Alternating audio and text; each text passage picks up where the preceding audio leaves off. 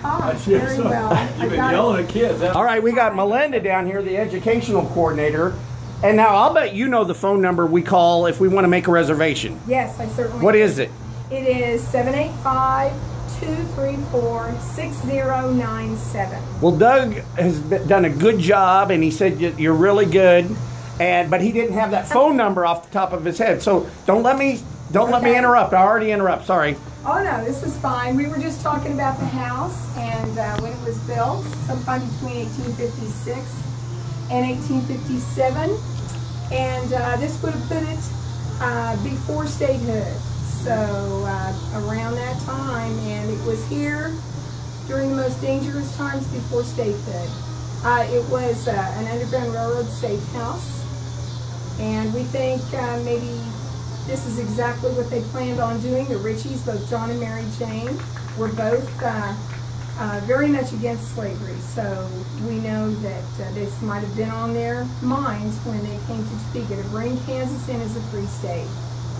We think that being a safe house on the Underground Railroad, this might have been too dangerous, or it really was too dangerous for escaping slaves to stay in this house.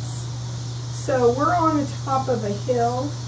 So at the bottom of the hill, the Shunganugga Creek used to run through there. It doesn't anymore. It's been rerouted. But underneath the highway, there was a cave, a natural cave. And so that's where, we're pretty sure that's where they kept the escaping slaves.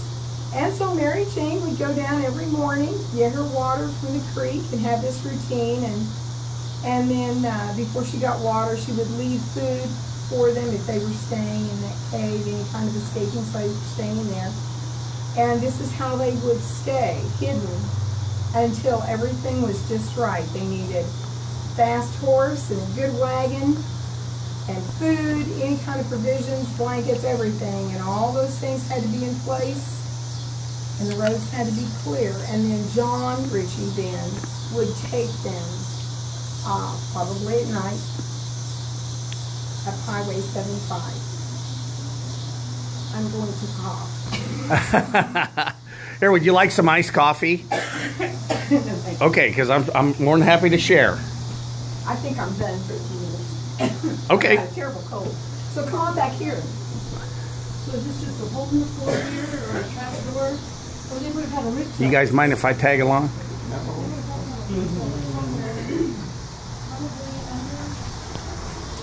Well, this is the back room, and you're asking about this trap door down here. It's not really a trap door. Actually, before 1860, all the stairs going upstairs were exterior stairs. Don't really know the reason for that, except to probably save room on the inside of the house. And it wasn't until about 1860 that they put this portion of the wall in, and those are stairs going up. So this right here was probably just the stairs going down the basement. The archaeologists and the historians are really amazed at how nice the basement is for that time. And so they might have kept them down there for a little bit. I'm gonna cough. You'll make me cough more. Coffee? Yeah. That's right. Got tickled. All right, we'll give you a break. One of the first things John Ritchie did was he established his limestone quarry. He found limestone in the back of the house. And so this house is made from that limestone. And he also had a limestone kiln. So with that, he was able to make the mortar that went in between to hold things up. But if you want to look at this wall over here, the historians and the archaeologists discuss this wall. You can probably see it. Come on in here. Okay.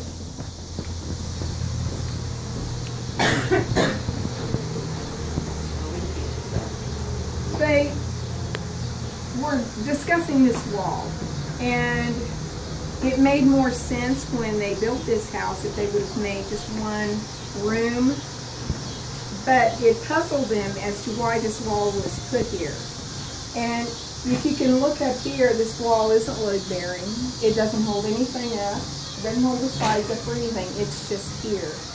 And the only thing they could come up with is for the time, now this is during the Bleeding Kansas, very violent times, they figured the only reason this wall was put up was to keep Mr. Ritchie's family safer. The pro-slavery people that were around the area and intimidating the new settlers that happened to be free staters, free soilers, abolitionists, they have their hands on cannons. So at any given time, this house could have been attacked if they wanted to do some damage. And so I guess Mr. Ritchie just thought he was just going to make a little fortress inside of his house. But it's very interesting to think that, you know, that we see a little bit of his personality here. These aren't the original floorboards, but the original floorboards are right underneath them. And if you saw them right in front of the basement door, there's a few that are peeking through. But you were asking about the plaster on the walls. They would throw this mixture, this concrete mixture, up on the walls, up on the stone themselves, and then take a board and smash it and get it as smooth as they could. And then they would take another layer. And if you look carefully in certain spots, you can see the layering. And then the top part has a plaster type material, and it was probably looked very nice when they moved in. It took about a year to build. And the first house that they lived in was a dugout. Coldest winter on record is about 18 degrees below zero. So if you can imagine living in a freezing place like this till this was built. So we're very proud of it. Lots of history. The Ritchies were involved in many things, and the Underground Railroad was just part of what they were involved in. They were involved in Mr. Ritchie himself was involved in the volunteer militia. He served on 2 of the conventions that would write up a constitution, and they would submit it to Congress. And so he was in on both of those, and he was in on the last one that brought us in as a free state. So he was very much part of this whole thing.